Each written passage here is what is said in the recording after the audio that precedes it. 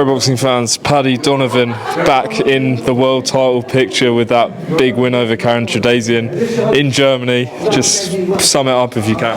It's just, I am one of the best fighters on the planet, and I always believed in that. I trust in my ability. I don't think there's many fighters who want to fight me now after that performance. I thought it was absolutely exceptional. Coming to Germany fighting Chukhadzhian was a big task, a big away day, but I got the win and I'm happy. Boots dropped him once, you had him down twice. Just talk to me about the knockdowns, especially the first one, how you set it up. Yeah, I can't really remember much of the fight. I just know he hit the canvas a couple of times, so that was very, very important in the fight. But out for that, I thought it was perfect. I thought the game plan was perfect. I executed it perfectly, boxed perfectly on the back foot, and fought when I had to fight to get the win. As I said, it's never easy coming to Germany. There's not many fighters have came here and got the wins against home fighters, so to be a part of the history is a great achievement. You said sort of in the ring that, you know, another defeat would have been probably the end of the road with Matchroom. We just spoke to Eddie, he said that wouldn't have been the case. But yeah, talk to us about sort of the pressure you were feeling. Yeah, listen, it's been an extremely tough year, and it's plain to see for everybody. And I think anybody that is a boxing fan and is neutral watching me, I think they would really want me to win tonight. And I think I felt the presence of every boxing fan in the world tonight. And I've seen it on social media how much, after the controversial fights that I had, how much people wanted me to win this fight. So yeah, I felt the pressure, I'm not going to lie. For me, it was a must win fight. It's not easy to bounce back from 3 losses in a row on your record. Let it be controversial or not, it's not easy. So I think that was the extra motivation, the extra push, and I worked extremely hard and I just kept believing. You know, I give everything I could to the camp, and all the praise to the God above for giving me this victory tonight. I don't want to sort of delve into your personal life, but you did say, you know, the difficulty you've had, you know, in camp, but how much did that fight mean to you in particular? Yeah, listen, I felt more pressure on this fight than I did with any other single fight. You know, there was a lot of controversy outside the ring and obviously in the ring. So, but look, the good news is, and we can put all the sour and the sad parts behind, the good news is I'm a winner, and deservedly so. How did the fights with Lewis Crocker play a part in tonight, do you think? Yeah, it was very big. It's not easy going at still a young man with only 14 fights to land Belfast to fight Lewis.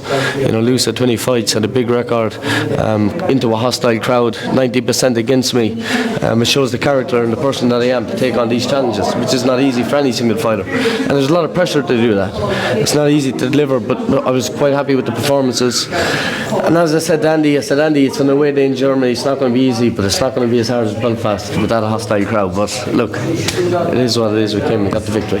What did you learn from the last Crocker fight that you feel like you can take, or you have taken in tonight? Experience. This is a sport. No matter how talented you are, I think the only way to learn is in the ring.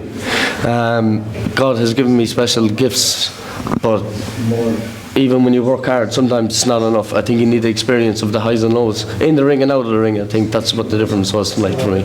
And the 2 defeats, how have you managed to kind of stay mentally on track? Some people, you know, get derailed and stuff like that, but you know, you've come back, you've got the win tonight, and obviously now it sets up for the winner of Crocker. Yeah, we've put that behind us now. You know, that's something in our rearview mirror. We move forward. We've got the win. I spoke with Tristan in the background. I just told him in an interview just about a couple of weeks back that there was a lot of pressure on me, and it was a must-win fight. And yeah, so as I said, coming to Germany after the year that I had, tough year that I had, I think I handled it pretty well. And I overheard you saying with Andrew then about potentially Croker Park if Crocker does come through. Yeah. Is that something that you will be pushing for? It'd be obviously a dream to happen. I know that Crocker has a tough fight with Power down under, and the winners will probably look to unify the fight for the unification.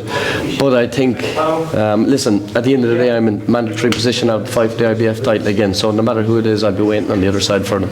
This time, we're going to become a world champion. You against the winner of Garcia Benn at some point? It's possible. Listen, we just spoke with Eddie. Eddie said we can have Haney, we could have a lot of big names. They're all there.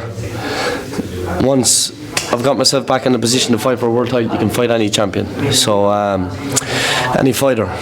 So I'm just delighted to be back in that position. How big would you and Ben be, do you think? I think it'd be massive, Ireland versus England. But look, we got to sit down. We need a rest. I need a break. I need some vacation time with my wife and kids, and we're just going to have some downtime. I worked really, really hard in this camp, and I owe a lot to this guy, Adam Hennessy, my strength and conditioning coach. He's backed me.